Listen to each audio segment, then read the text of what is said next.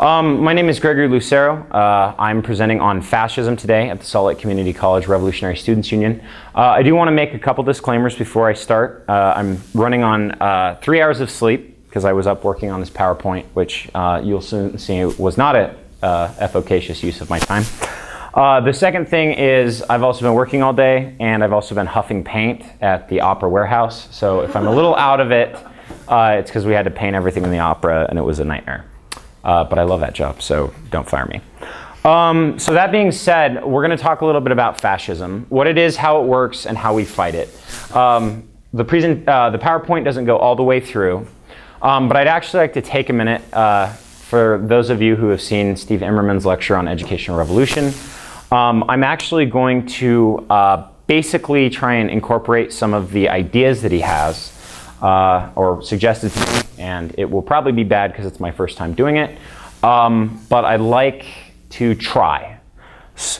So the first question I have, and I will signal to you, we will probably want to cut camera for a little bit, is I'd like everyone to break into groups of 3, and for the next 5 minutes, I want you to think about what is the nature of human society. No right or wrong answers, but break into groups of 3 and think about that, discuss it, and we'll take 5 minutes to discuss it, and we'll take 5 minutes of like your group presenting like what you talked about, and then we'll bring it back to the lecture. Just as a brief introduction before we cut, I will be talking about the philosophical roots of fascism, how it functions practically. I'll be talking about historical instances of fascism. I'll be talking about current fascist states. And then I'll be also talking about the most important thing, which is how we fight it. So what it is, how we should understand it, and then how to fight it. So for those of you at home, contemplate for a few minutes what the nature of human society is. For those of you, we're going to start with 5 minutes, and so I'll just go 3, 4, and 3. So yeah, just break into groups and discuss what is the nature of human society, and we'll get back to it, and I'll just kind of ask you guys in a second. So thank you very much if you want to cut. So we broke into groups for about 5 minutes, had very good discussions. And I actually have the answer to the question that I'm going to ask because I actually visited each group. But I want to hear from each group, and I'm going to ask either individuals or you can all speak. What was the one central question I asked? What is the nature of human societies? But what was the #1 thing you talked about in your group? I actually heard very few people talking about human societies, but we'll have people talk about what they heard. Over here, what was the #1 thing your group spent most of the time talking about? Well, we started off with just the propensities of society and then what fetters, such propensity. Absolutely. Anything else from this group that stuck out to you? Defining the natural animalistic drives of food, shelter, and safety, and then going deeper and what are the humanistic drives that are different from those? Yeah, we'll come back to that also. In the back, what primarily did your group talk about? Madam President? Yeah, talking about the change in human society over time.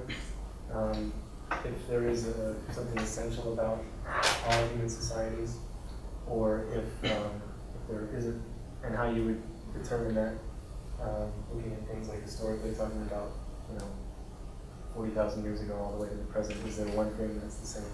I don't think we agreed on what that, but if you're asking like the question we were trying to pose, like that was it, like is there a single thing we can kind of put all the way back through the beginning? Is there a common thread linking all of human history? Yeah. And the parts of that? I almost said something I shouldn't have. Yes, this group here. We were mostly talking about how how our relationship with other people are what give our lives meaning, and how the nature of human society is to contribute to each other's lives. I heard a lot about cooperation as I was walking around the room. This group here. Well, we were discussing the question itself. What is the nature of human society? And it led us into what do we mean when we say human nature? And is there such a thing as a human nature that's inherent in people and self-evident? Or, and if so, what do we mean when we say society, and which society, and how does society interact? So a lot of questions.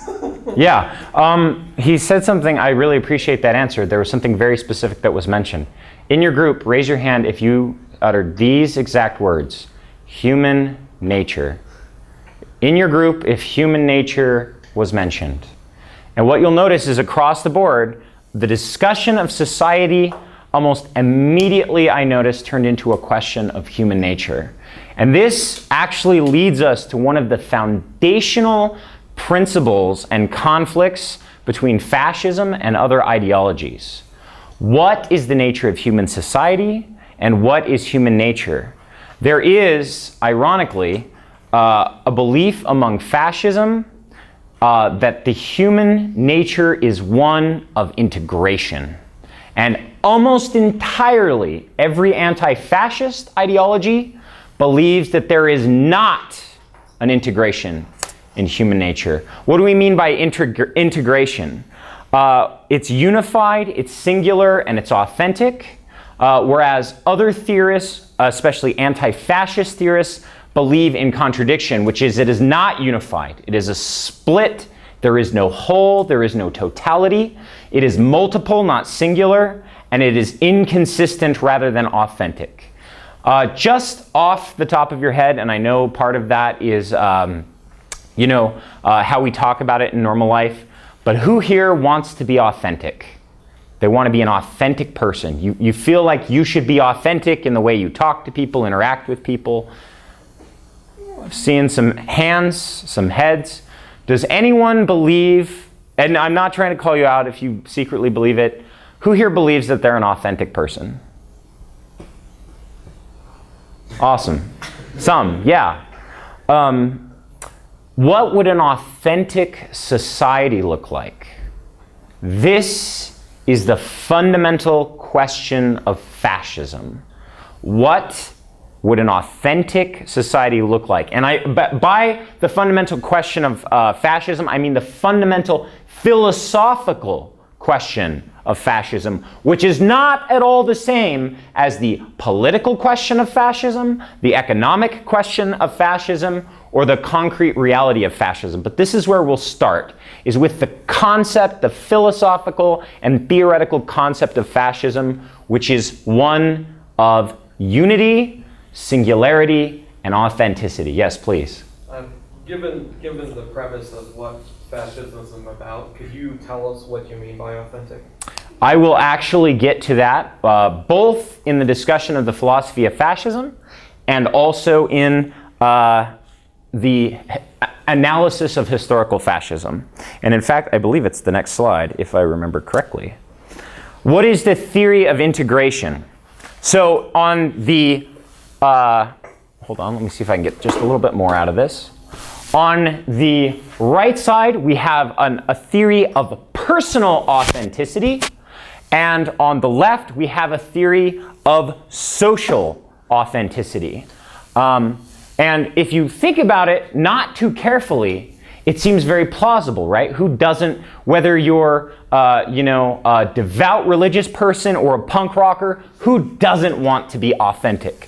What would an authentic individual look like? The human being must live authentically with the inner self expressed in the outer self. What do we mean by this? When we're talking about authenticity, we all have values, we all have ways that we see ourselves, we have ways that we think about the world, and how we act, how we talk, etc., is a correspondence of our inner principles with the outer world, right? And so again, I'm going to keep going back to this example. It doesn't necessarily have to be apparently fascistic, right? If you're an authentic punk rocker, what do? You don't shop at the Gap. right? You don't shop at Walmart. You dumpster dive your food. You don't conform to traditional gender, racial stereotypes. You're not one of the sheeple, right? You are your own individual person. But how do you maintain authenticity? An authentic human must use their personal strength and will to remove imperfections. So if I'm an authentic punk rocker and I really like eating for God knows what reason at McDonald's, right? That's really inauthentic, man, right? Because it's corporate, it's sellout. I'm not saying I do, but imagine you're a punk rocker and you really like Coldplay, right? It's very inauthentic, right? Because it does not express your inner rebellious self, right? It's an imperfection, it's a flaw. So what do you have to do? You have to overcome it, right? It's very Nietzschean that you have to have this will to make yourself anew. You're always making yourself anew, getting rid of the parts that you learned from your parents and your religion, et cetera, and then, becoming authentic. I use the punk rocker example is because it's something that does not immediately repulse us. Probably. For some of us it does. But it's something that we can understand. Like, even if you're not a punk rocker, even if you think they're a bunch of posers, and even think about that, why would they be a bunch of posers? Right? Because they're not authentic. Because they're not real punk rock. It's something that we can understand. Whereas fascism is inherently abhorrent to all progressive people, so this is something conceptually to think about that we can grasp. Additionally, if you ever have any questions, please, comments, whatever, please raise your hand. I'd like this to be as interactive as possible. If you have any questions, the people out on YouTube world almost certainly have the same or similar questions, so please always feel free to ask and interrupt. Yes, please. What does abhorrent mean? It means repulsive, horrifying, disgusting, repellent. It pushes us away. Does that? Yeah. Okay. Yes, please. So it seems like organized religion is fascist. Well, so that's going to be an interesting question, right? And we'll address that a little bit when we talk about historical fascist regimes, especially Spain. One thing to keep in mind, right, is let's go with the Southern Baptist Convention, right? No homos.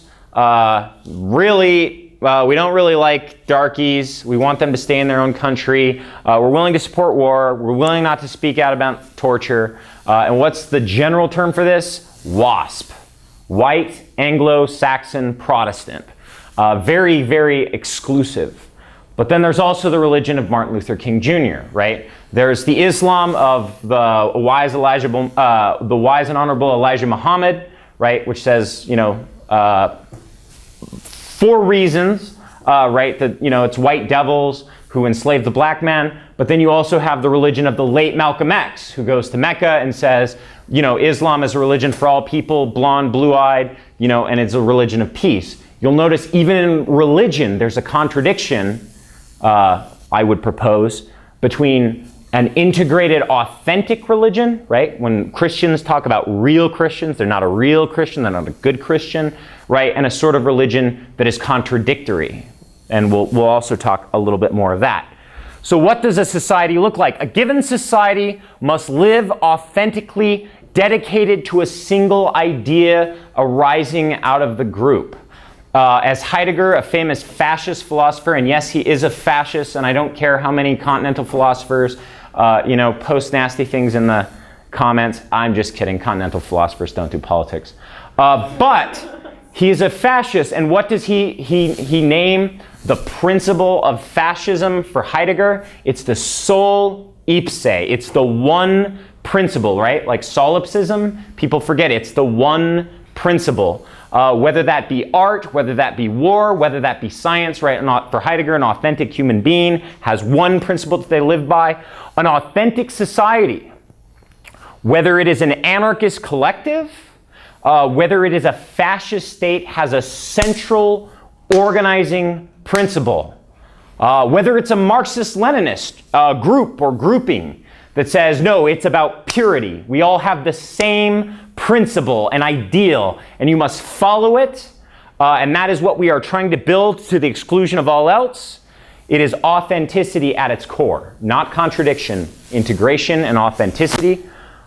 But in a social setting, how does one remove the inauthentic? One removes the inauthentic. Again, an authentic society cannot stand the traitor or the infections of others who might contaminate the ideal, right? Because the real society is the ideal, and anything else is corrupted, degenerated, bourgeois, right? Or sellout, or world Jewry, or communist plot, or un-American, right? And so we have the authenticity, the necessary, just as the individual must purge their flaws, for an authentic group or society, they must purge those who do not fit with the ideal. Does that kind of make sense philosophically on why that would have to be so, if we believe in authenticity and integration? So, any questions on that previous thing? Now we're going to get more into the detail. So, the ontology. What is the being of fascism? And this is what ontology is. It's the study of being. So, there's key traits in fascism, or fascistic or authentic regimes. Death. And it may sound weird. Regimes have a principle of the meaninglessness of life. If you hold that there is one principle, one ideal, that is the governing principle of all human society, or at least this group, this collective, then what does the individual or other ideals or other desires or other goods or other pleasure mean in regards to this one ideal? Nothing. Death surrounds all fascistic regimes. It's worshipped. If you don't believe me, look at the SS uniforms. Look at the fascists in Ukraine. Look at the fascists in Spain. There is a culture and worship of death. This is a little bit of a difficult concept. There is a particular transcendent. Regimes claim to have a single transcendent principle that unifies all society. This is one principle. Whether it is the state, whether it is the Volk, or the blood, or the land, or the religion, or the culture, there has to be one particular transcendent principle that unifies, that is the essence of our being. It is not something we've adopted. It is not something that we are choosing. It is us, right? If you are a real German, you are part of the Herrenvolk, the master race. You can betray it, but it is literally in your blood, and anyone who doesn't have it, Not German. is not a real German. And they're not even not a real German. They're Untermensch, right? They're lower people. Right? So it's this unifying idea of a singular, particular transcendent. And we'll actually see how fascist societies adopt different versions of a particular transcendent. Authenticity. All must live according to the ideal. All must correspond to the ideal in their actions, in their thoughts, in their words, and those who don't exclude themselves from society, which usually means death camp, firing squad, and torture, prison, and we'll look at a bunch of other aspects of that. And this is definitely in quotes. What are the ethics? And when I say ethics, I don't mean ethical. I mean, what are the principles of action for fascism? This goes right to death. Sacrifice. It is the ideal that is above and beyond all humanity, all other goods in society, art, culture. Those only exist for the sake of the ideal. So anything and everything can be sacrificed for the sake of the ideal. Führerprinzip. A single leader or body decides universally for all without process or oversight. So this ideal under fascism permeates all society, right? but there are those who truly know the ideal, who embody the ideal. So of course, why would they not then make the decisions about the ideal? And so this is across fascist societies, is there is always, to quote a great American, a decider.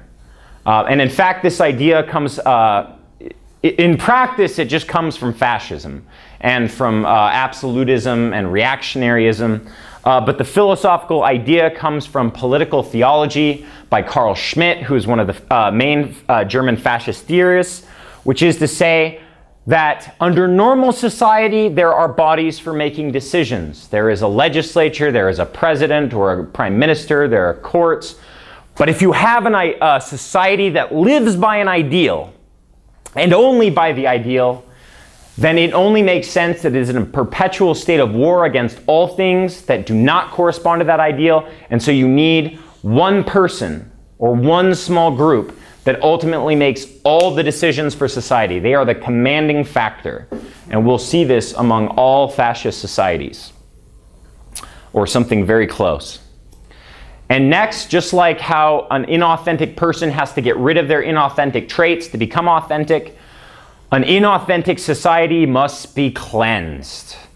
All must live authentically to the principles. Any who cannot or will not bring disease on the social body and must be removed. And this seems very metaphorical, but what you'll notice is in almost every fascist regime, there is a language of contamination.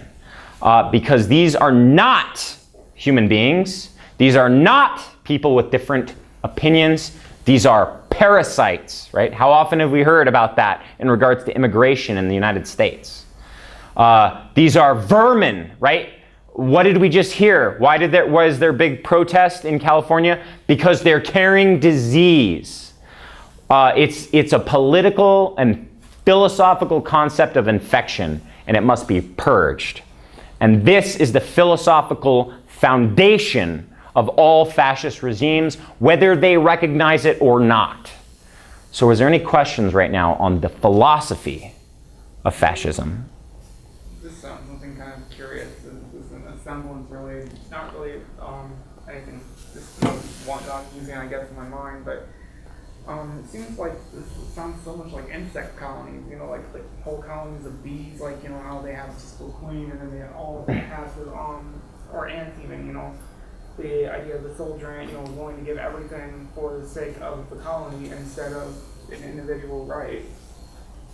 So could you pick that up, or should I repeat the questions? So the brother asks, essentially, well, he makes the observation, this sounds like an insect colony where any given insect will give itself for the colony. But there's something even more insidious about fascism than that. Because an insect colony is by and large driven by principles of survival.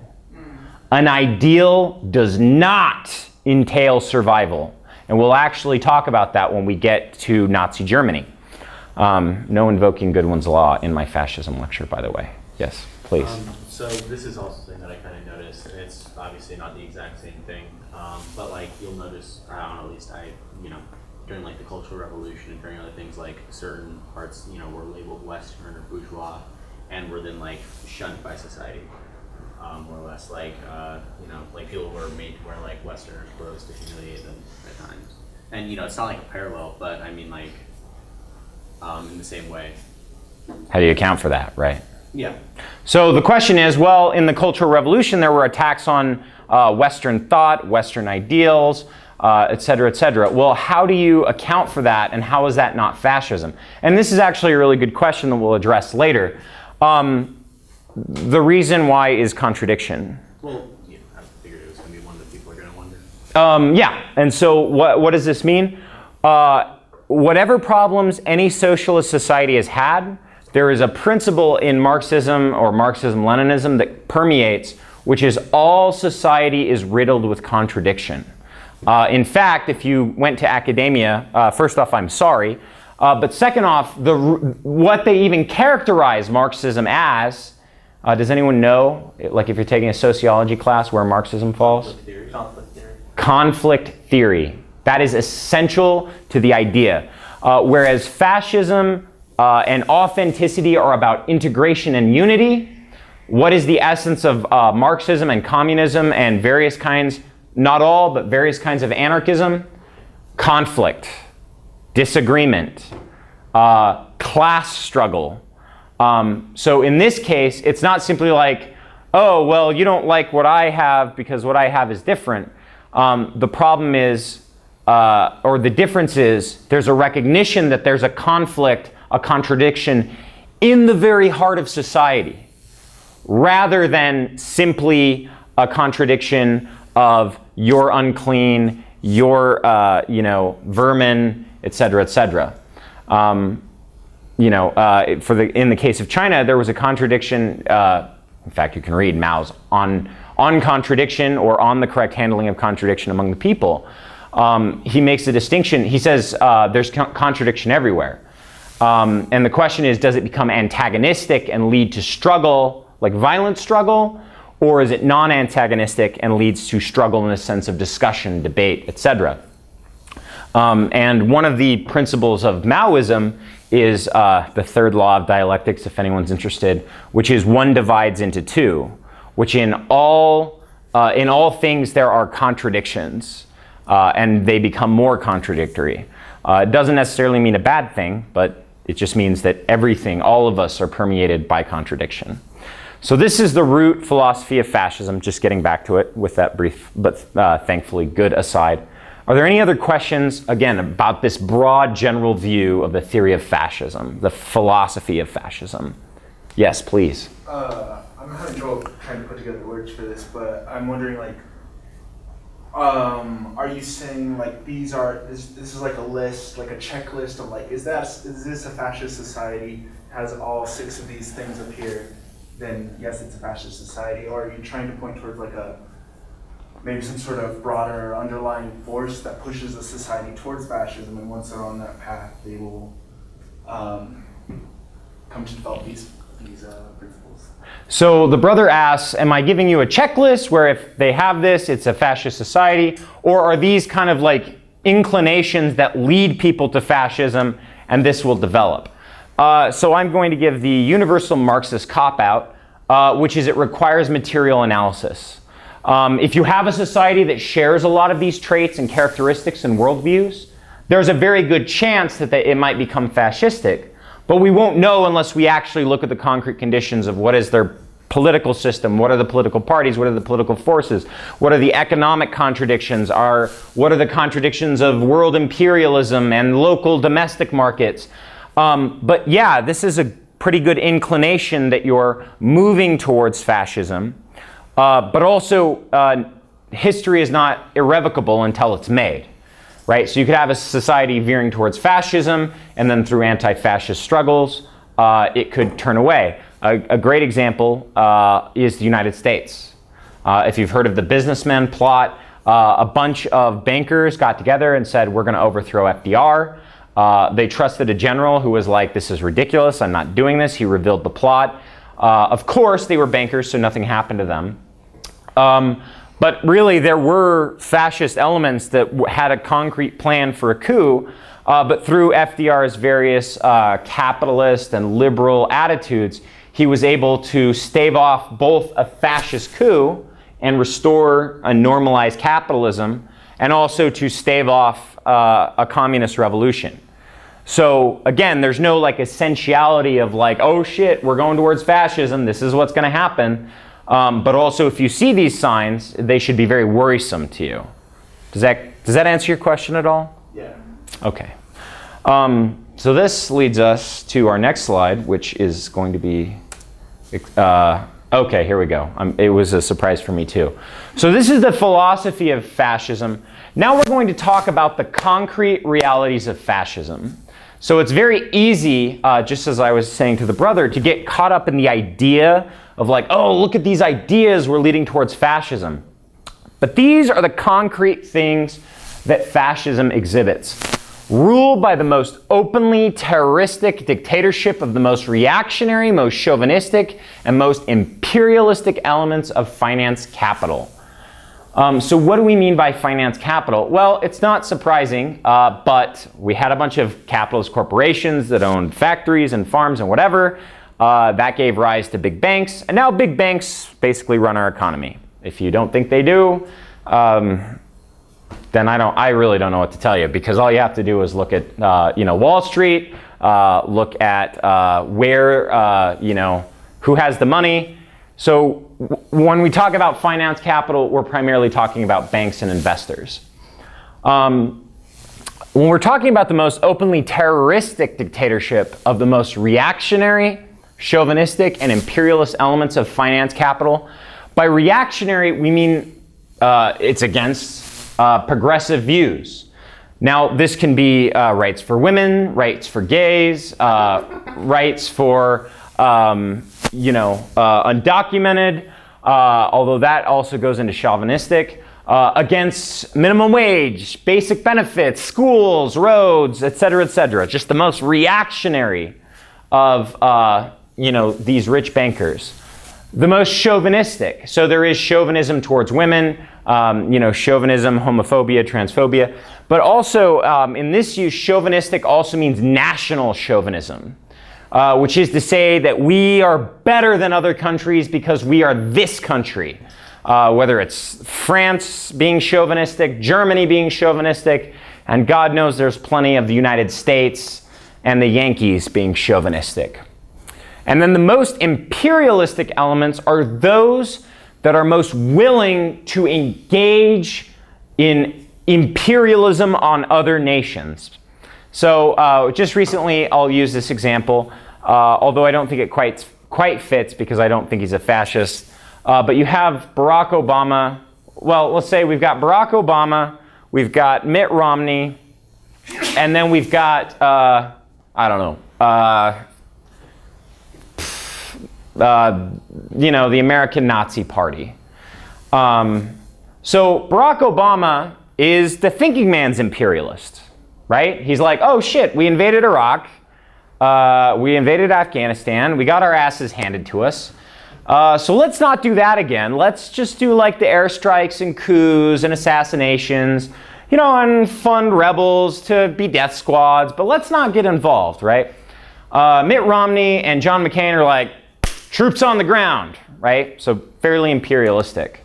Whereas like Nazis are like, this world belongs to the white race and we, deserve it because mud people, ... Norse theology, ... question mark. You'd have to look at any particular psychotic bent that they're on to figure out what their justification of it is. But that's what we mean by the most imperialistic. So given the two choices we have in the political system, Romney is more imperialistic than Barack Obama, but neither of them are going to threaten to nuke China. Neither of them are going to say, they both have to say things like, the United States is protecting itself and protecting the world. They can't say, the world belongs to the United States and we have a right to it because we are a superior people. But there are Republicans, actually Michelle Bachmann comes to mind, who say things like that. Ann Coulter? Yeah. Ann Coulter says things like that. Like, we should bomb all the Muslim countries and convert them to Christianity. That would be an aspect of the most imperialistic element.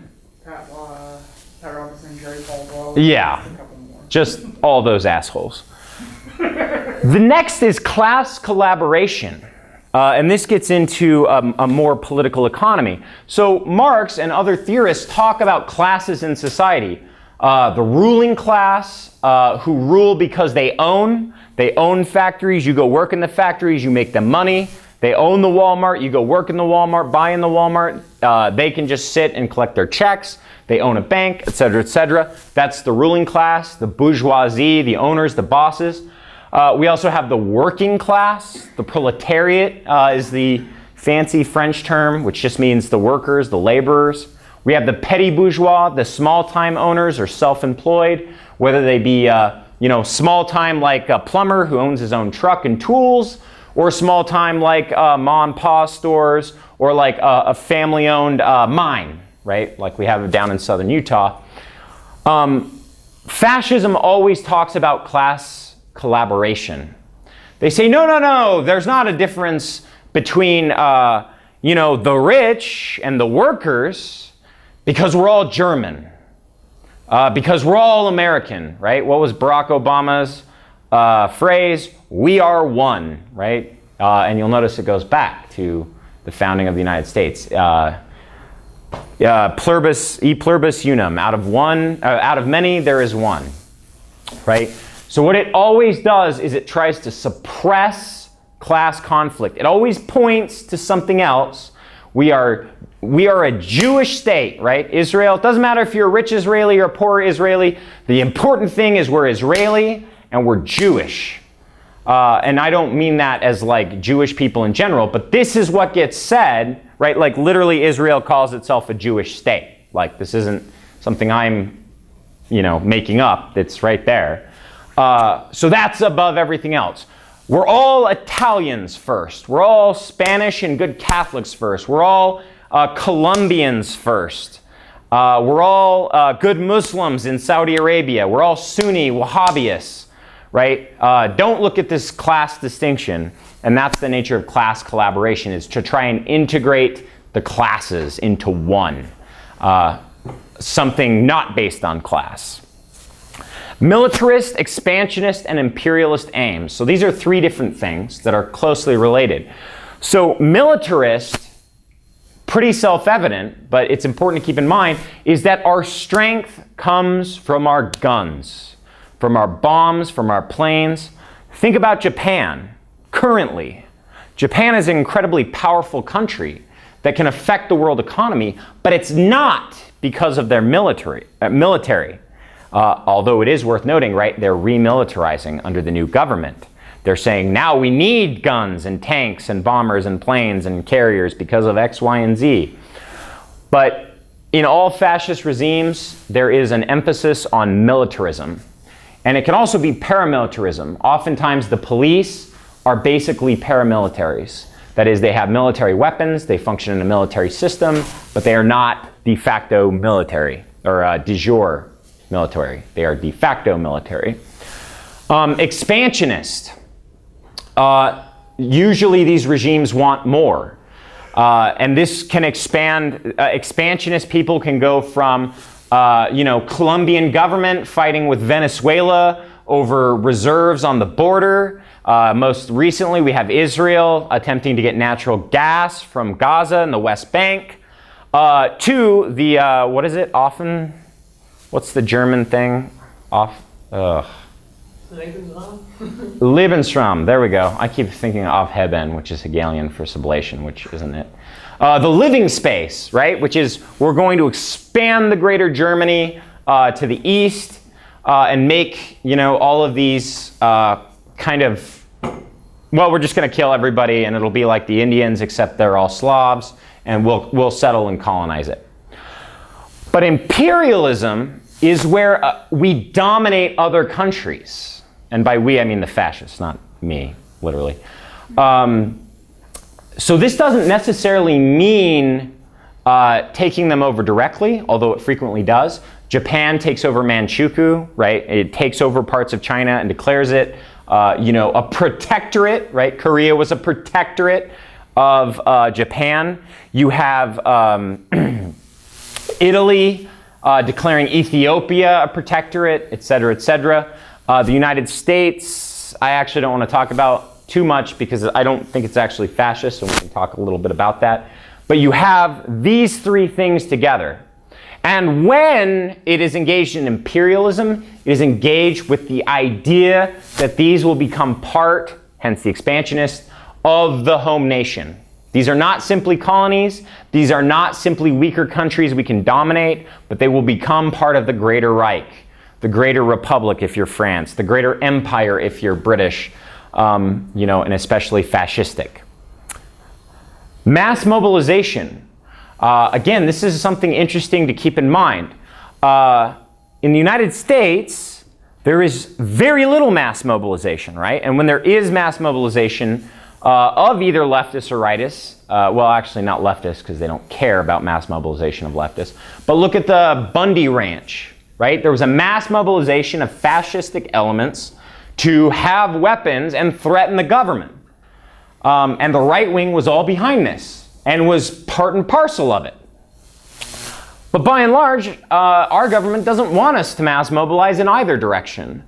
Whereas in fascist regimes, it's about mobilizing the people constantly towards a fascist idea.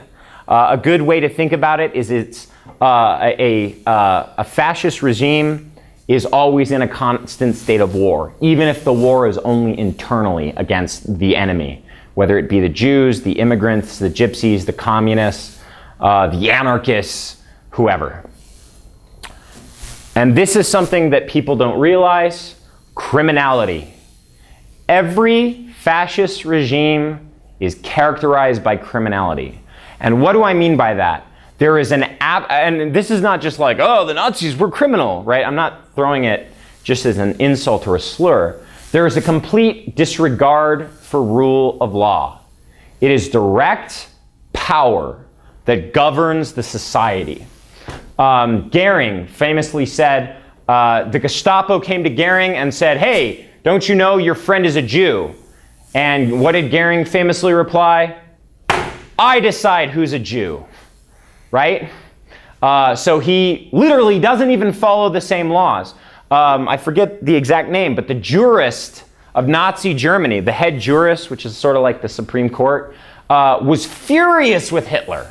Furious. He said, you can't, take these Jews' property and deport them and kill them. It's against the law. And you have the Reichstag, so just make a law that we can do it. And Hitler was like, no, I don't need to make a law, right? So a good example would be to contrast this with socialist nations like Cuba, Soviet Union, China, where in fact you can argue that a lot of the laws were wrong or horrible or oppressive. You can argue that. But if there was something wrong with them, it was that they were following the law. It wasn't just arbitrary criminality that you see as death squads, right? A good example. In the Soviet Union, what do we have? We have troikas, right? Group of 3 people who judge whether you're counter-revolutionary or not, and either sentence you to prison, execution, hard labor, to the gulag system, right? But there's an established body, which is the troika, right? Formulated by law, by political decision. What happens in Chile after the coup? Death squads. There is no legality to the execution of Chilean citizens. It is itself, by their own laws, a criminal act, right? And so that's something else to keep in mind about fascism, is its inherent criminality. So these, again, very abstract. This is the reality of fascism. Are there any questions, comments, observations? Yes, please. Maybe you did, maybe you didn't. I feel like you skipped over the maintaining the capitalist system bullet point. I did. I was going to actually contribute that to his, Sakai has a great book on fascism. One of his definitions of it is that fascism is pro-capitalist but anti-bourgeois. And he's specifically talking about Nazi Germany and how they were against the corrupt kind of Weimar government and the people who had made all kinds of money. But they themselves were not at all against the capitalist system. They wanted and they needed to, keep it going. So I don't know. I was just going to add that if it's important. Yeah, actually, let's chalk this one up to huffing paint. So the fascists will often target individuals of the bourgeoisie, that is to say the owners, the bankers, the bosses, but in fact they maintain the system itself. You often hear stories that are just factually wrong, right? Of how, like for example, National Socialism, it's just a name. There's no socialism there. They nationalized all their industries. Look, of course it's socialism. Yes, they nationalized all their industries, but all the people who owned the industries became the heads of those industries and also made the profits off those industries, right? So it didn't actually alter any of the class, character, or political economy substantively of the regime. It just shuffled the top of the deck.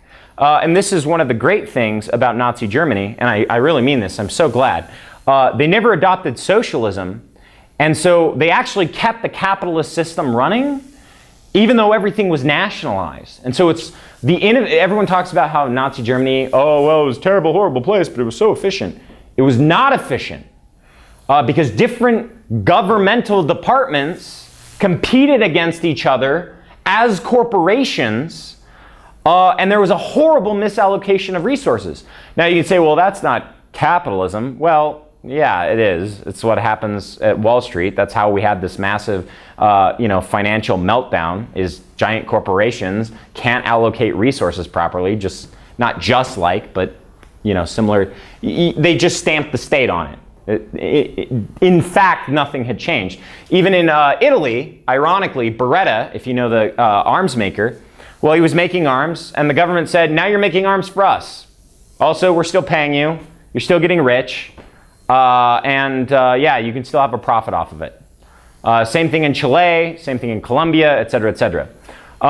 So even when they talk about a sort of right populism, we hear this about Glenn Beck, it's the bad bankers. We just need the good bankers to something profit, ... question mark. But also ultimately fascism is a shell game, and what you get is the capitalist system in return. And we'll talk about concrete historical examples of that when we get to historical fascism. Yes, please. Yeah, it's the preferred economic system, of course, of fascism is corporatism, which is a form, right? The word corpus means body, right? And it fits very neatly into what your sort of analysis of the ideals of fascism is. Insofar as the real enemies is people that violate the idea of it being a whole body, which is why, like, say, for instance, the rich enemies of fascism would be people who are decadent. Not that they're rich. So, like, say, for instance, you see this language of decadence in Nazi Germany and Japan and stuff like that. You're not being anti-Japanese or being against the Japanese ideal, for instance, if you're rich. But you are if, like, you want to sort of live a sort of decadent bourgeois lifestyle like a European does, right? In which case you would be engaging in the normal class distinctions, which have a sort of class divisiveness rather than a sort of corporatist attitude. Right, but also one thing to keep in mind is that's always a lie. The fascist elite live just as decadently as the bourgeoisie, and we'll talk a little bit about Saudi Arabia and see how that works out. And so they pose it as a body, a corporate body, but of course that only begs the question, well, what runs the economy here? Well, corporations, and very few of them. How are the corporations that run the United States fundamentally different from the government-sponsored Zaibatsu system, which is it basically just means like a corporation. It's like a conglomerate in Japan under Japanese fascism. How is that different from Albert Speer's, being the economic planner of the departments of Nazi Germany when the departments are still competing against each other, right? I think that's a good point. And, it's always an attack against an individual. It's never an attack against the system itself. And again, concretely speaking, they don't usually even shuffle the deck on top. Usually it's some Jews, maybe some people who belong to a different religion, maybe somebody who has like a foreign mother or father, but by and large all the rich stay in place.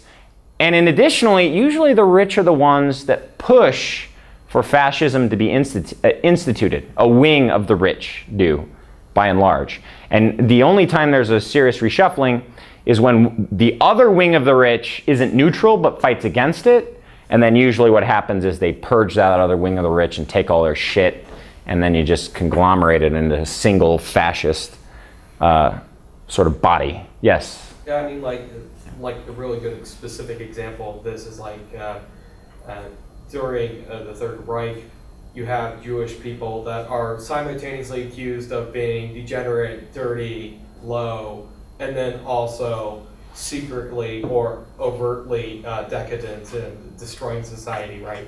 So this is only emphasizes the idea that it's really just a window dressing for labeling and getting rid of personal enemies or enemies that are, considered against the folks in that case. Right, and again, we should not become overly philosophical about fascism. It is a criminal regime. When one wing of the fascists purge another wing of the fascists, it's not fundamentally different from one group of mafiosos killing another group of mafiosos, right? So, the Night of the Long Knives, where Hitler purges the SA, the stormtroopers, and kills Rom, who was like his oldest supporter. This is not some political, quandary that we have to figure out. It's Hitler wanted power. This guy was challenging him, so he's dead. Very simple. Historic fascism, and I love this picture and how horrifyingly awful it is. So, fascist Italy. So I've actually, if I was better at PowerPoint, it would be more clear how this was broken down. So on the top, I have how they came to power. And the second, I talk about a little bit about the fascist regime. So Italy, ostensibly Mussolini was a socialist, but you also have to keep in mind the context. Leading up to World War I and after World War I, basically everyone called themselves socialists or social democrats. One of the great ways to bury Marx was to say you were some sort of vague Marxist. So Mussolini starts with a mass mobilization of black shirts. Why? Because there's dirty Reds rampaging across the country. There's strikes which are disrupting Italy and contributing to Italy's weakness in the world power. So we've got to pound them into submission.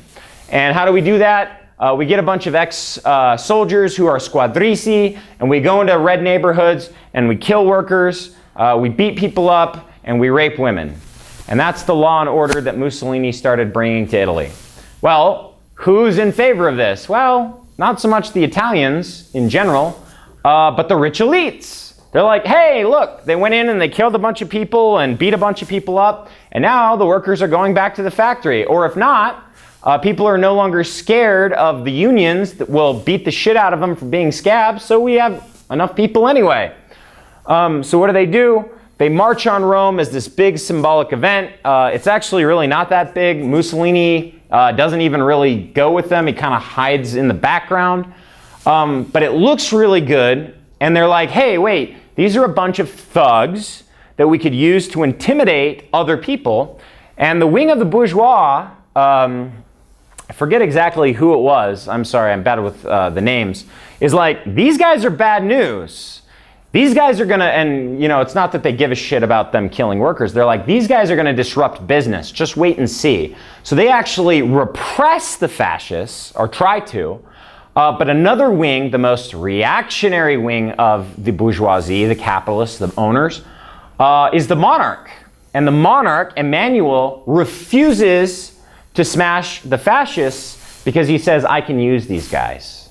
I can use these guys to clean out all the Reds, all the anarchists, all the unions, and then I will be the one in charge. So it actually wasn't Mussolini who took power, and this is important on fascism, because I always hear shit like, oh, democracy, Hitler got elected. Hitler did not get elected. It's garbage. It was the ruling regime that instituted Mussolini. It was, I believe it was Victor Emmanuel II, the king, who was like, yep, I'm making this guy in charge. So what did Mussolini, and an additional thing, while we're talking about the ideology of the Italian fascists, and they're a little different because they're not racist and they're not biologists. They're philosophically, they're nationalists and they worship power. So what's the famous thing they say on the March on Rome?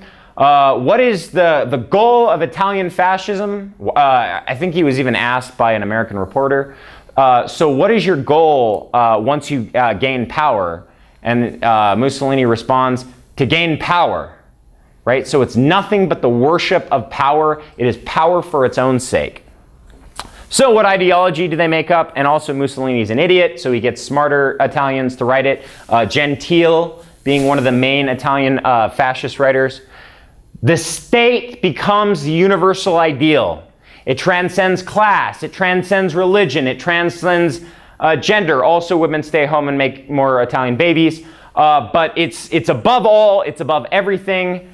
And it is the state as the primary ideal. Any who do not, submit themselves to the state are outside and must be purged, because the state is the universal truth of Italy. Unions, we're not against unions. They just need to be submerged to the state in all way, shape, or form, and realize that the only reason they exist is to serve the state and its power. Again, maintain the capitalist system. In Italy, there wasn't even a particular shuffling of the top of the deck. So much so that Beretta, if I remember the history correct, was funding weapons, and they knew he was funding weapons to Italian communists and partisans who were killing fascists and fighting with the Allies. They knew he was funding weapons, so they put him under house arrest and still gave him his money and still left him in control of the arms factories. So it's not as though they are like fighting against capitalism. Like, it was ridiculous. It wasn't even ambiguous how much that they were maintaining the capitalist system, even that an enemy of the state was allowed to continue to be an enemy of the state so long as he was a capitalist. And then where do we get our militarism and imperialism? They begin militarizing to recreate the Roman Empire. And what do? They invade Ethiopia, they invade Albania, they invade Yugoslavia, and they suck and they get their asses kicked. Just because you're a fascist doesn't mean you do a good job of it. Like, there's a famous anecdote. I had a World War II class. Like, Greeks would literally, because they also invaded Greece, right? Because they were reestablishing the Roman Empire, and Rome and Athens were the heart of Western civilization. So they invaded Greece, and for all sorts of reasons, Greece was very politically weak. Like, there's stories of like Greeks jumping out of trees, beating the shit out of them, stealing their guns, and like capturing them. And it was a British correspondent, and he's like, I always saw the sullen faces of the Italian soldiers with bite marks on their face and neck being marched by Greek partisans, right? Unfortunately, the Nazis get involved, and then things go a little bit better for a little bit for the fascists. But additionally, as a matter of fact, fascists became buddies. But there was actually a point in which Italy was about ready to go to war with Germany. So it's not like there's some loyalty among fascists. Like, it's just endless, ruthless, search for power and expansion. Nazi Germany. How do they come to power? The mass mobilization of the brown shirts, right? Who are these? Just like Italy, ex-veterans who have a right-wing ideology, who are used against workers and progressive forces. How does Hitler become chancellor? Well, there's a lot of weird stuff that happens. Arguably, the Nazis gain the most, become the largest party. I think they have 33%, and it's one of those parliamentary dealies. Also, how do they become the largest party?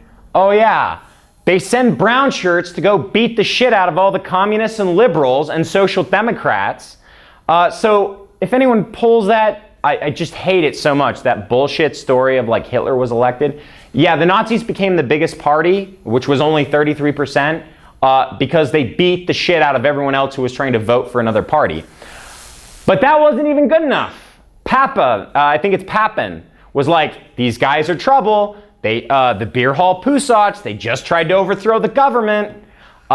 We really need to repress them. So a wing of the capitalist reactionary class was like, these guys are bad news. Most importantly, they're going to disrupt our business. So there was a whole wing of the government that was like, we need to put these guys down. We need to put these guys down. Well, Hindenburg, again being the worthless piece of shit that he is like, I can control him. I'll use him to outmaneuver my other right-wing competitors, and then I'll just use this Hitler Yutz, probably not Yutz, that's probably the Schlemiel. I'll use this Hitler Schlemiel to crush the leftists, and then I'll be the one in charge. Well, again, he was put in power by the right-wing reactionary government. It's not as though he was against the capitalist class. They handpicked him. So what is the essence of their rise to power? Paramilitarism and communism. Literally street fighting with communists and Nazis shooting at each other. On one of the plus sides, a bunch of communists shot a shit ton of Nazi leaders. Super awesome. Wish they would have gotten more. That's why people are like, are you a pacifist? No, I'm for killing Nazis. So what is the highest principle? So again, whereas Italy, it's the notion of the state. Why? Because Italy was broken up and was not a unified state, so the state became this sort of rallying cry for Italian nationalism. It's the Volk. They lose a bunch of land. And what is the Volk, the people? It goes back to a 19th century idea of blood and soil. People have blood in the soil, and that is how you have an authentic people. If you introduce immigrants and Czechs and Austrians, which he was an Austrian, but we're going to pretend Austrians are part of the greater German Reich. Yeah, Han? I'd like to point out that the guy who came up with the slogan, blood and soil, Walter Dara, was from Argentina, and his family lived there for like 4 generations, and he didn't even know how to speak German until they sent him to school in German. Yeah. But he was the one who was like, no, the only real Germans are like North German Plain, and even Bavarians don't even count. But he was from up north. Yeah, no, it's... His birth name was Ricardo, also. He changed his name. Yeah, Like, no, so, it's all bullshit. He's saying everything is a lie with fascism. This is another. Yeah. Soil stuff is a lie.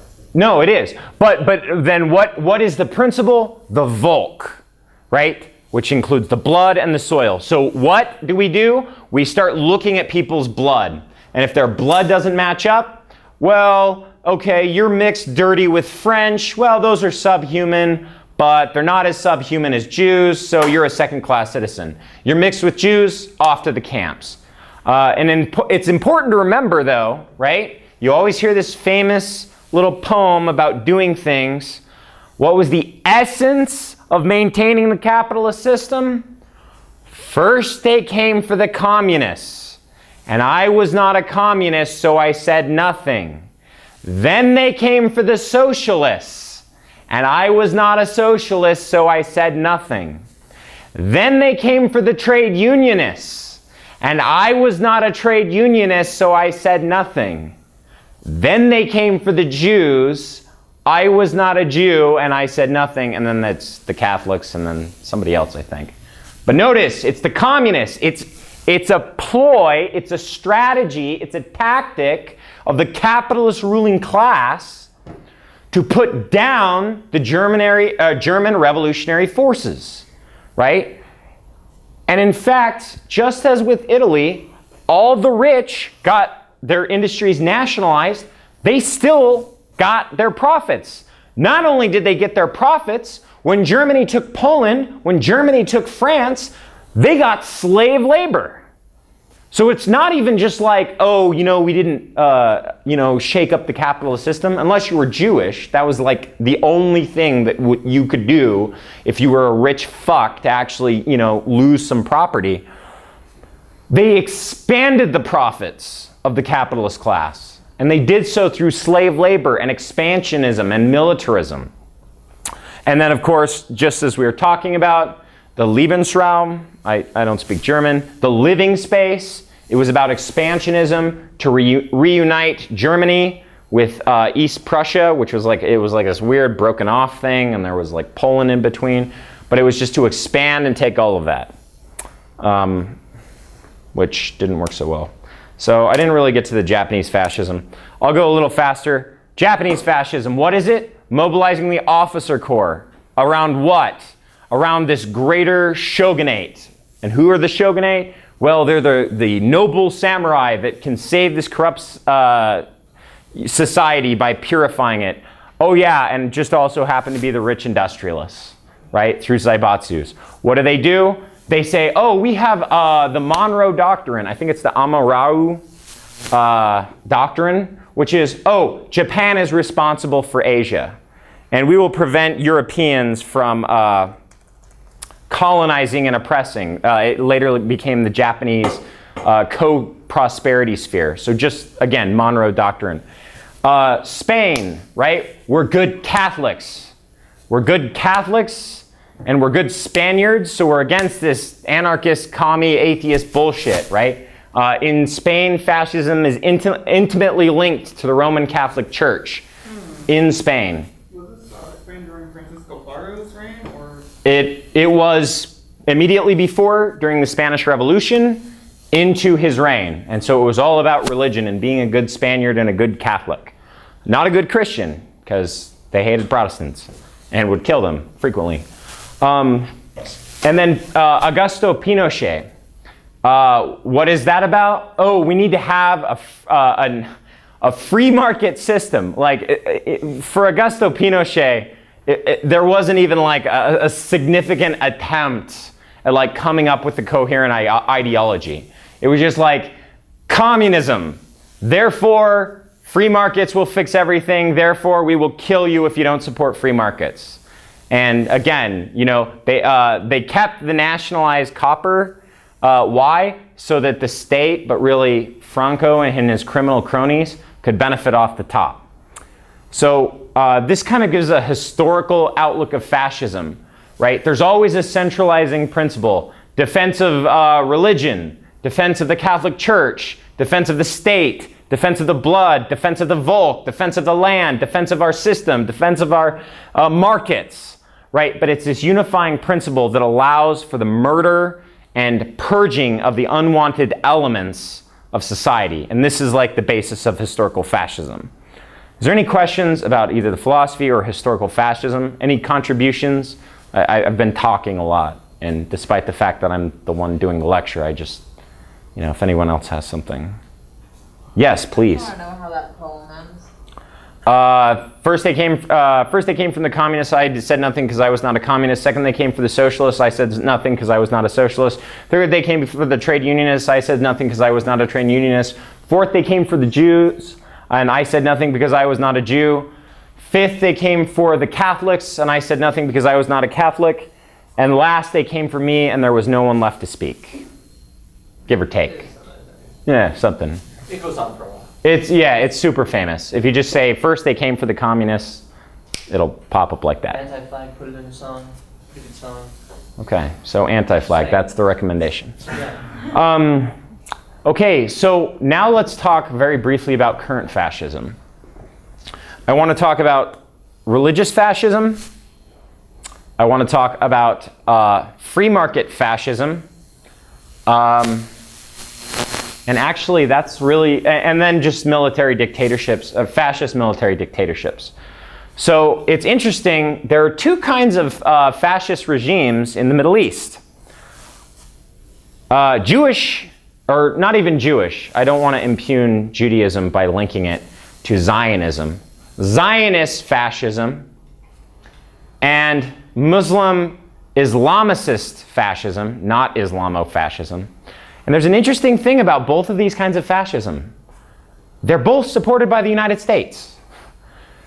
So the very fascist regime that talks about the Jews as vermin infecting, you know, the holy Muslim lands is funded by and supported by the United States, who also funds and supports the Zionist regime, which talks about Arabs as vermin trying to destroy the homeland of the Jewish people through their infiltration. And both are funded through imperialism. But there's an interesting aspect, which is, what is essential in this? The religious state, right?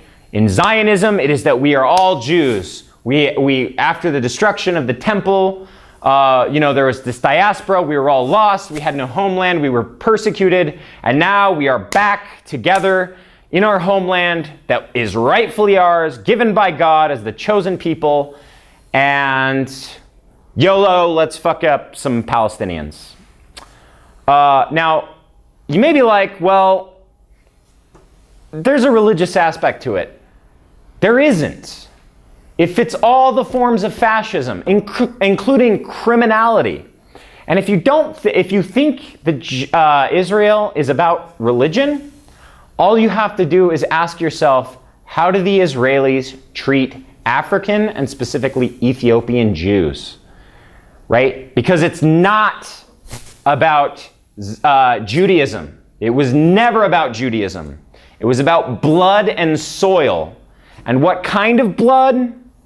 European blood. Zionism is not a Jewish project. It's a European project, of which many were Jews. And so, again, it's a repressive, purge the outsider, purge the invader, which in Israel includes African Jews, right? So it's inconsistent, it doesn't fit, and you'll notice we're all Israelis. Yeah, sure, I make billions as a defense contractor, and you're a poor schlub who has to go serve in the IDF and get your ass shot off because you're invading Palestinian territories defended by Hamas, but we're all Israelis, right? Class collaboration, right from the beginning. And then look at the Saudi Arabian regimes. It's all about the purity of Islam. Never mind, we are all Muslim. Never mind the fact that we treat other Muslims, especially from Indonesia, as slaves, keep them isolated in little boxes. Just look at the World Cup it's in Qatar, right? Mm-hmm. Or is it the UAE? I forget. It's in Qatar. It's in Qatar, right? And look at how they treat the Muslims from Indonesia. And then additionally, right, we're good Muslims, we don't drink alcohol. And then look at how the Saudi princes live, right? They have cases upon cases of Crevassier and whiskey delivered. Why? Because they are a criminal regime. It is about maintaining the capitalist system against any class division. Notice when there are class conflicts in Saudi Arabia, right? The poor Saudis, or relatively poor Saudis, because again, the Saudis spend a lot of money to bribe their citizens, but like Bahrain, right? Notice how Saudi Arabia treats Bahrain, right? Their good Muslim brothers. Oh, yeah, they bomb them and they shoot them, unarmed protesters, right? So it's fascism still at its core. What's another fascist regime? Colombia. In fact, I wish I would have been able to borrow the book, but there's this famous quote by a Colombian general who said, we are defending our home, our tradition, our religion, and our property against communists. If they want to call us fascism or fascists, then we are fascists. If they want to call that fascism, we are fascists. Pro tip, if you ever say if they want to call us fascists, we're fascists, then you're a fucking fascist, right? And what is it? It's this integration of the Colombian state, right, as a single national regime that is property, religion, and family. I don't know why, probably because of patriarchal domination among the ruling elites, right, that is above and beyond everything else. Very common in Latin America. So it's not as though fascism has disappeared, right? But this is kind of like the essence of modern fascism. And we can see it arise. ISIS, right? Or ISIL. A wonderful lecture given by Sarah Simmons in the RSU if you want to find out more. What do they want? We're good integrated Muslims. Also, we'll take weapons from anyone.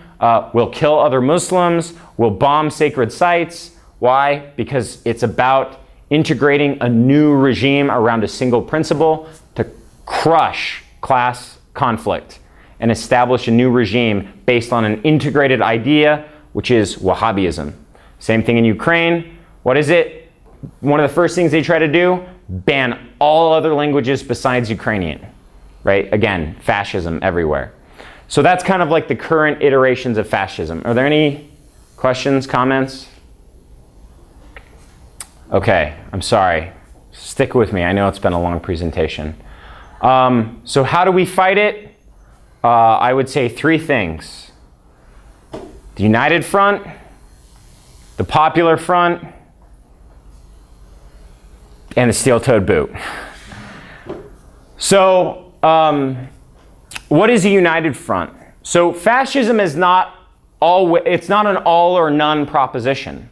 I don't think we have to look far in our society to see fascist elements protesting immigrant children, right? And saying, send them back to a war-torn country that we happen to overthrow the government of. This is fascism. In a normal society, which is a capitalist, even if it's an authoritarian capitalist democracy, It's up to conscious revolutionary forces to build a united front, uniting everyone who can be united to fight against fascism and reaction, led by those revolutionary forces. Why? So that they can push the struggle farther. Good example. Fascists try and get a place at a state park for their fascist convention, American Renaissance. If communists or socialists or revolutionaries lead it, hopefully anarchists as well, it depends on the anarchists, what's the line? No fascists in our city, right? What happens if liberals lead it? Yeah, well, we don't agree with fascism, but they have the freedom of speech, right? No, they don't. And we can debate that, right? But it's like, you'll notice that what's the essence of fascism? Right up there, number one is death. They want to eliminate all of us. And as a brown guy who's a communist in America, like, I'm pretty goddamn high on the list. So fascism is not simply a political ideology among other political ideologies. A fascist regime is a death sentence for me. And given where we are, it's a death sentence for the rest of you. So this is not, oh, we have differences of opinion. In a normal functioning capitalist society, which is still shit. I'm not like saying capitalism's great, but it's different from fascism. It's about a united front and striking whatever blows against fascism we can, as we can, fighting anti-sexism, anti-racism, anti-homophobia, national chauvinism, imperialism, and leading those struggles so they don't get sidetracked into liberal bullshit. But if there are genuine fascist forces who look as though they're going to take the government, what is that? A popular front.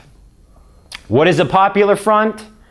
It is not us leading the fight against fascists, or it is we will follow anyone who is willing to fight fascists, and we will get anyone who is willing to fight fascists, and we will join with them regardless of our contradictions, whether they're Democrats, liberals, even conservatives, libertarians. At that point, we don't give a fuck. If it actually looks like there's going to be fascism, we unite with everybody and we openly declare war on fascism. And in my view, this, people throw around fascism. I do not believe the United States government is fascist. I think they're shitty, imperialist, militarist, repressive, authoritarian, right? But fascism is something very specific that I think we are moving towards, but we are not particularly close to. But if, like, for example, people started getting elected that were like, we need to kill all the Mexicans, you've got to believe that I don't give a shit if they are, terrible liberal Democrats. I would unite with them to defeat, right, someone saying that kind of thing. And that's what a popular front is. And we saw this throughout Europe. And then the final thing, which I am not advocating violence, I just said that this is not a fascist regime. I do not believe it will be a fascist regime. But if it ever became a fascist regime, there is a solution for fascism. 762 by 39. For those of you who don't know, that is the cartridge round of SKS, AK, whatever. I don't say this lightly, right? And again, people call everything fascist. When there is a threat of like death camps, right? When there are roving bands dragging people from their houses and murdering them in the street, that is fascism, right? Not like cops are dicks, they are. Not even police brutality, as horrifying as it is, right? But when there's a systematic regime of oppression and purging and a principle of fascist ideals, that is the point where things become either us or them. That is the part where we start, the German underground, the Italian partisans, right? The militias, the Spanish militias. the People's Liberation Army. But that is something very particular. And ultimately, history has shown that the proper way to deal with fascism generally is through guns, tanks, and bombs. But thankfully, we don't live in that society. We don't look to live with that society. But all you have to do is look at the tragic history of fascism in the 20th century and know that the only way to resist that is by any means necessary. Retrospect, we don't live in that society. Not advocating for violence.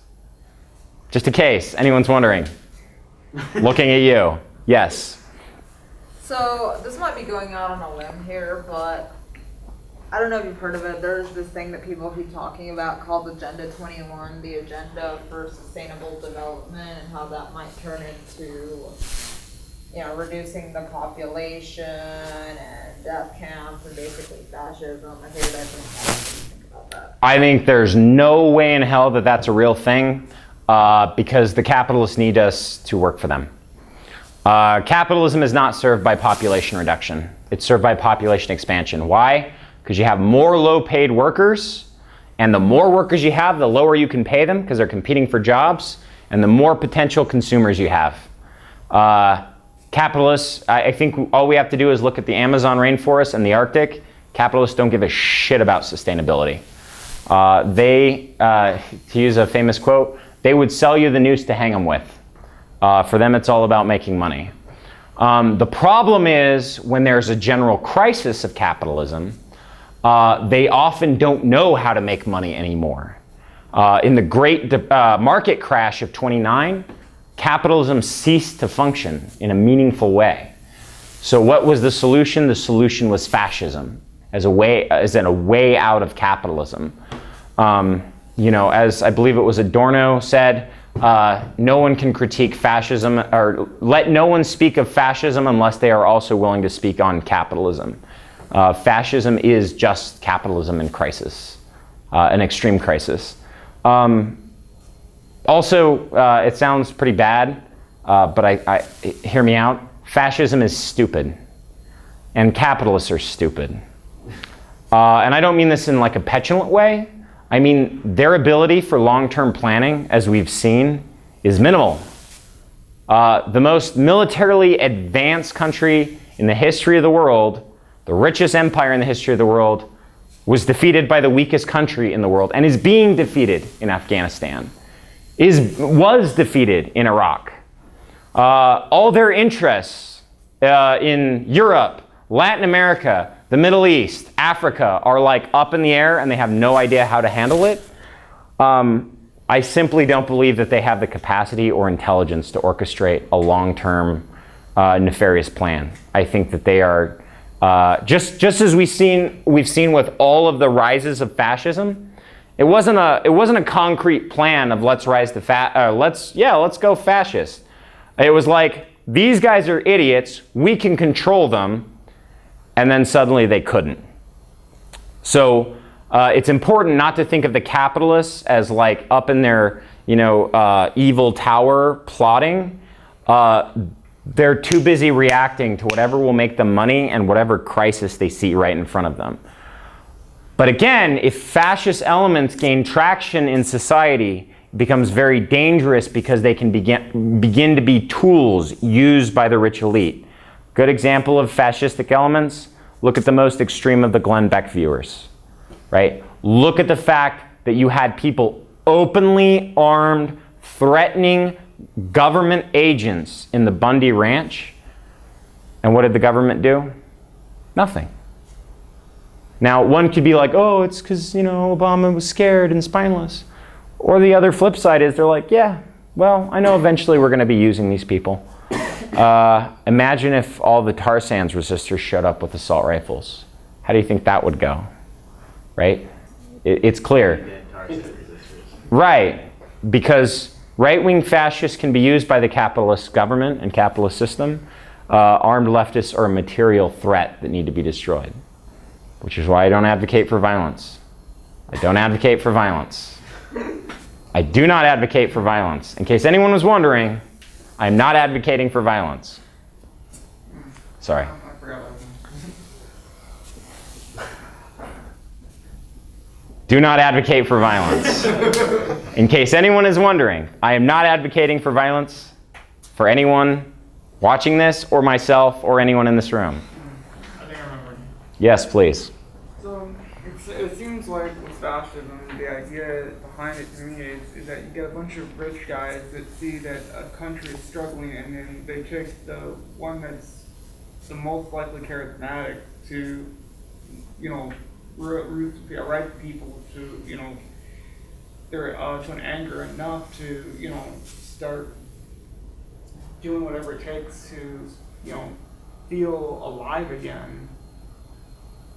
Does that make any sense? Yeah, so the observation is that what we have with fascism is, the rich guys find somebody charismatic to whip up the people so that in a time of crisis, they start feeling good about themselves again. That's a very common view of fascism. I don't think that's true. Why? Because I've read Mein Kampf. And it's a piece of shit. It's unintelligible. And I'm not like just saying like, oh, I hate fascism so much. No, there's plenty of very good fascist writers. Mussolini was actually a pretty good fascist writer. Gentile, Schmidt. It's the ravings of a madman. It's like shit. If you've read it, you're like, oh, this guy's like a fucking moron.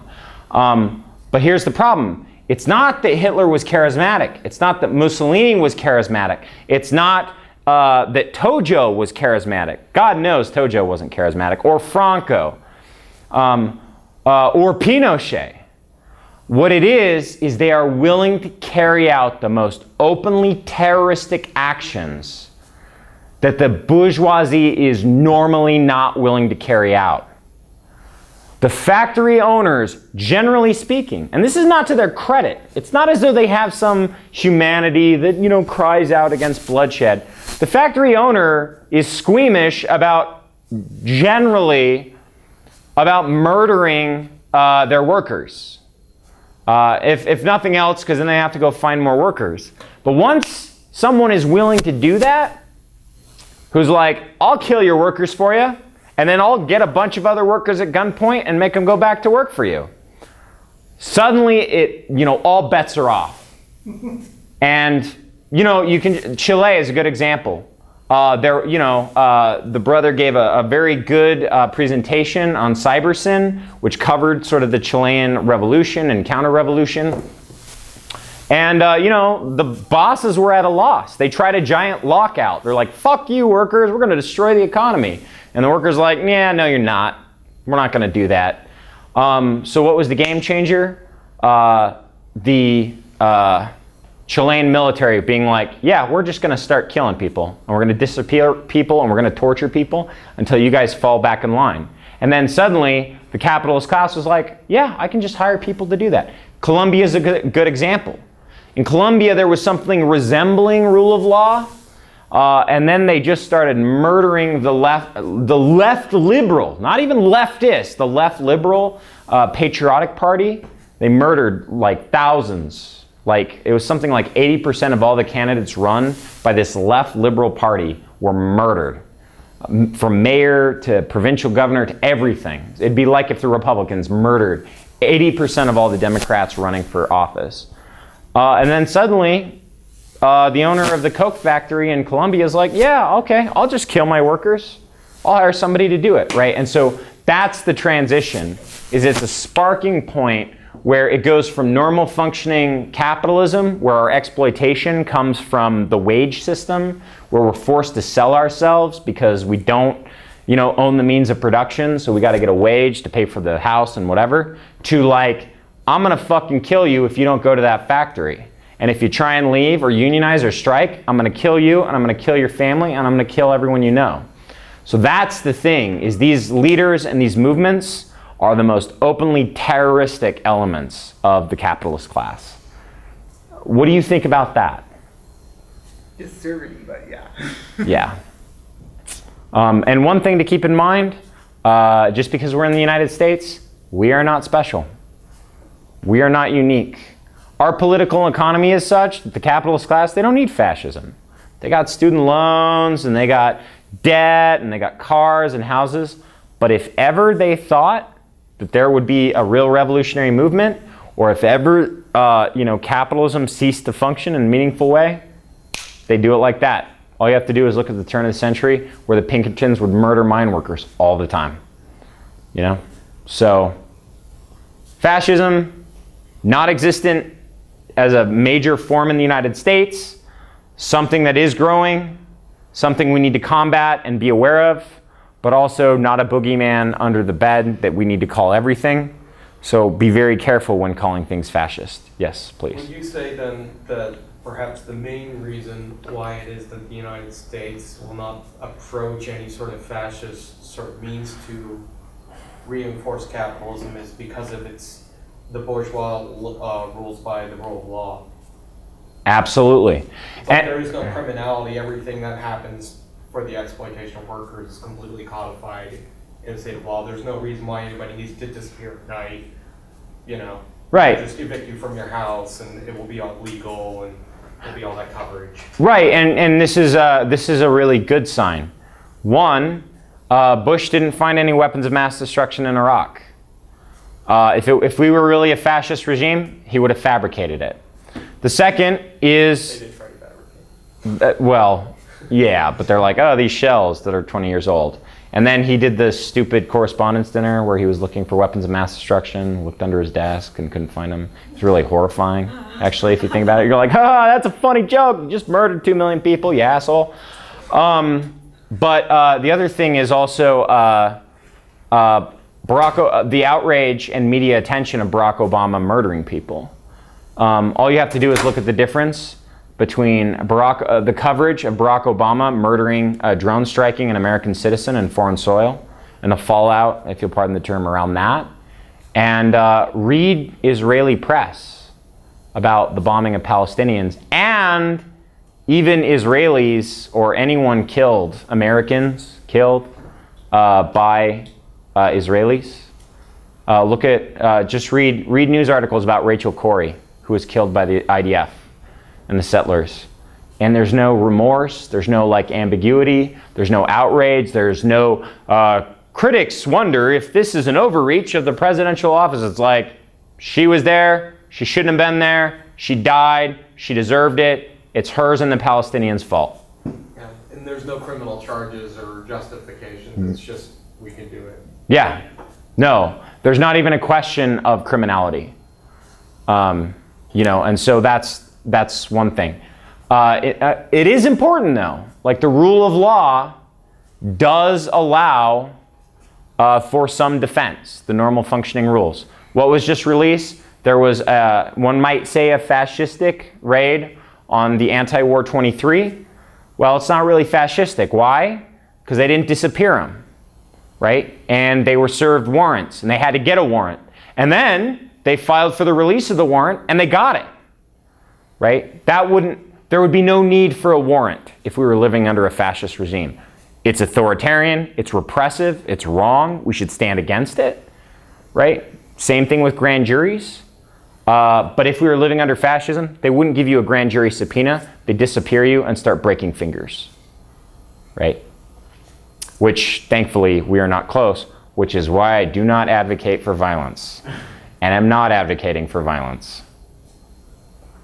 In case anyone's wondering, watching this with my name on a board with a pin in it.